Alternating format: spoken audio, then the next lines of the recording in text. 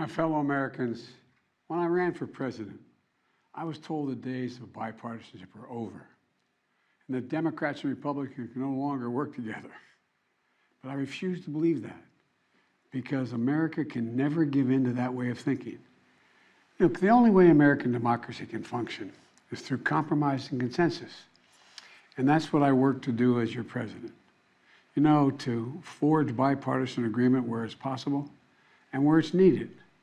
I've signed more than 350 bipartisan laws thus far in almost 2.5 years, including an historic law that rebuilding America so that we can rank #1 in the world in infrastructure instead of where we rank now, number 13 in the world.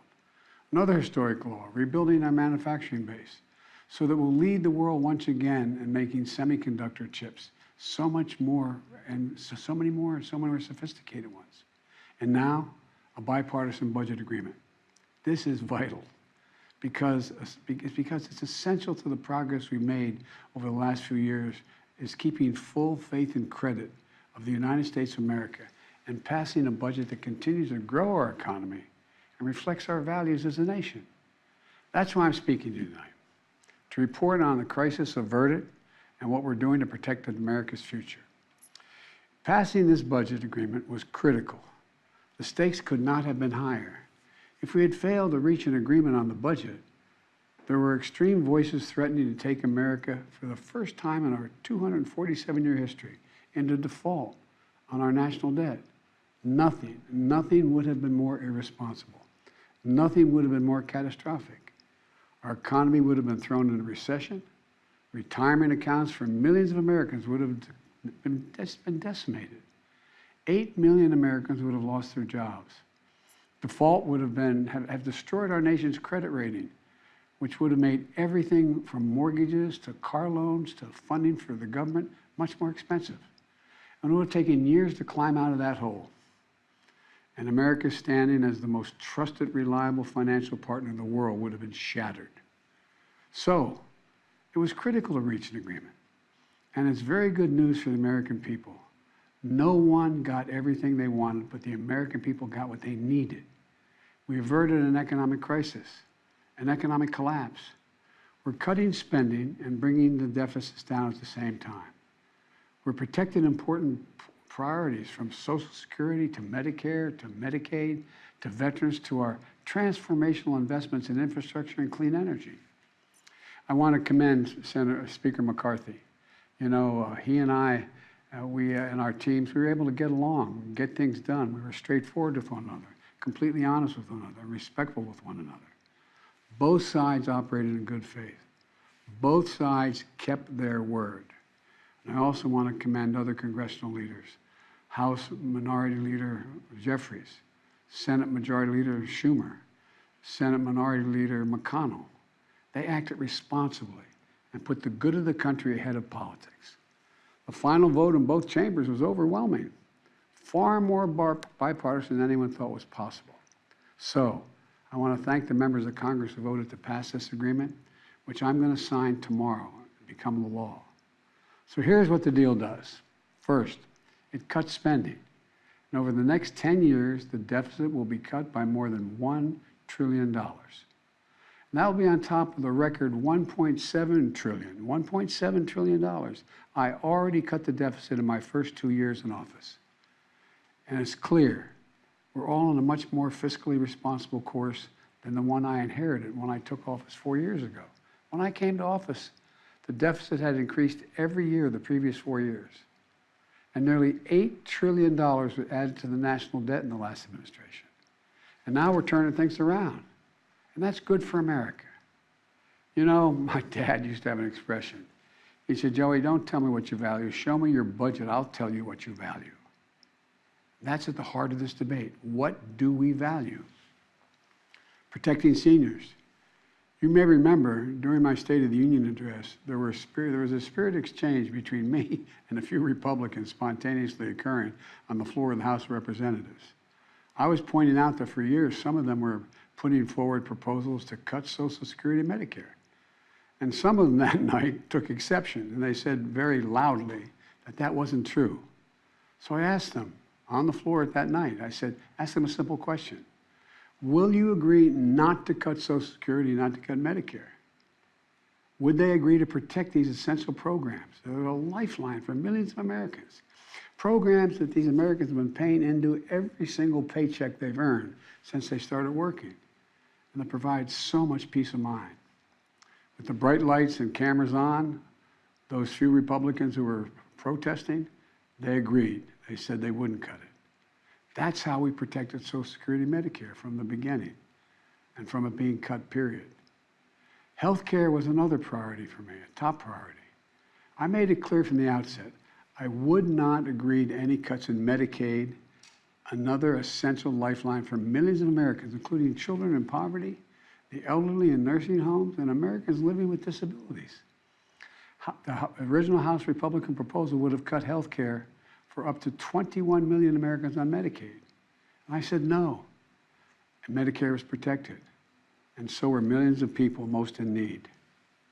Look, I've long believed that the only one truly sacred obligation that the government has is to prepare those we send into harm's way and care for them and their families when they come home and when they don't come home.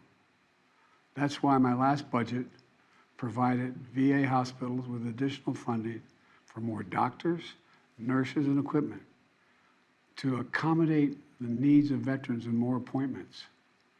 The House Republican plan would have meant 30 fewer million VA healthcare visits for our veterans. But we didn't let that happen. In addition, this bill fully funds the Bipartisan PACT Act, the most significant law in decades for veterans exposed to toxic burn pits and for their families. It expands access to those veterans and their families to health care and to disability benefits. Look, we're investing in America and our people and in our future. We've created over 13 million new jobs, nearly 800,000 manufacturing jobs. Where is it written that America can't lead the world again in manufacturing? Unemployment is at 3.7%. More Americans are working today than ever in the history of this country. And inflation has dropped 10 straight months in a row. In this debate, I refuse to put what was responsible for all this economic progress on the chopping block. This bipartisan agreement protects the law that will help us build the best infrastructure in the world. It fully protects the CHIPS and Science Act, which is going to bring key parts of our supply chain to America, so we don't have to rely on others, like semiconductors, those tiny computer chips smaller than the tip of your finger that affect nearly everything we rely on, from cell phones to building automobiles to the most sophisticated weapon systems and so much more. We protected another law that I passed and signed last year that finally beat Big Pharma, which I've been trying to do for over 30 years.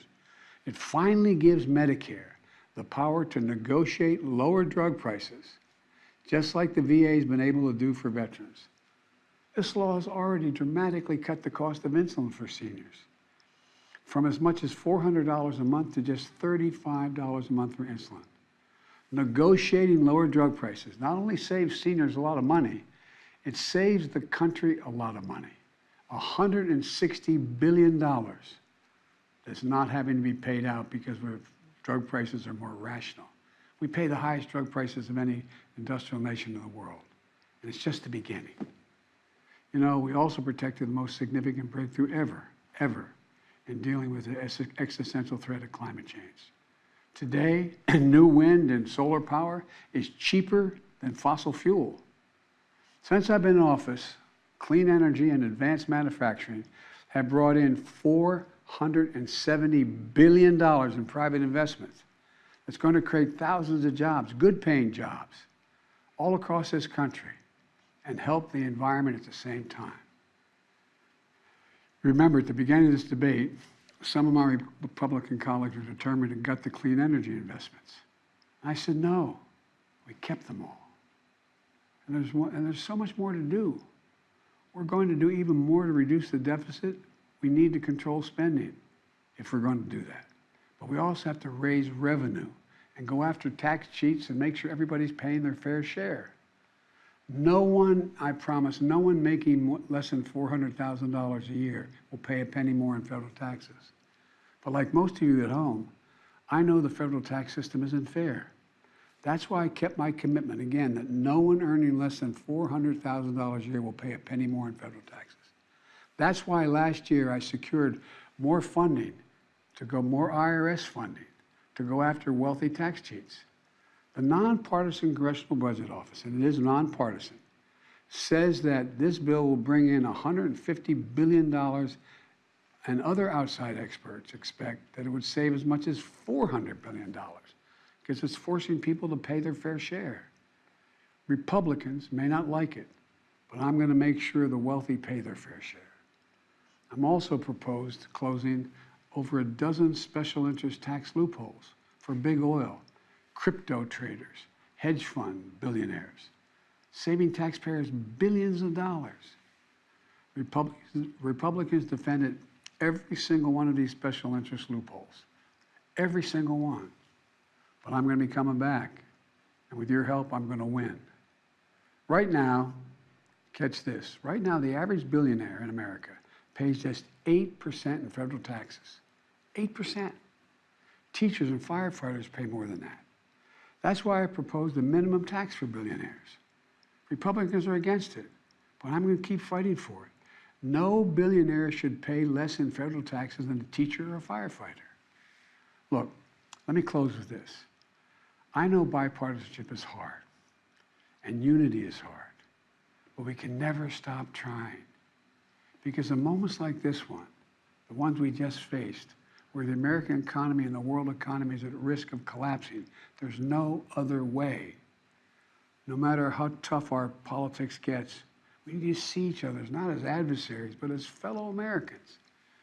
Treat each other with dignity and respect.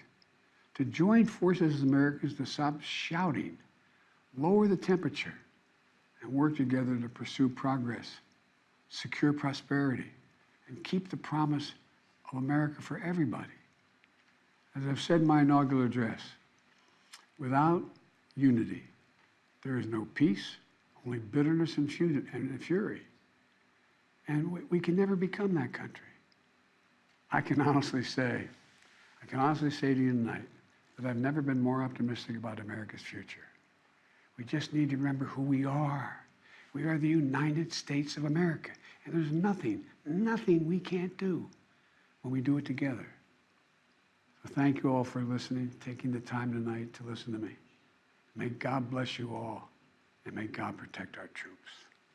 Thank you.